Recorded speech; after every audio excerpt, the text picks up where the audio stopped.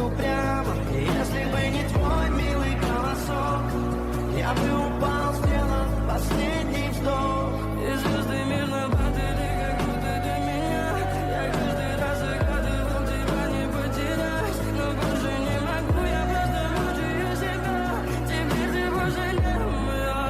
В камине в 6 утра фотография твоя, горят воспоминания о тебе.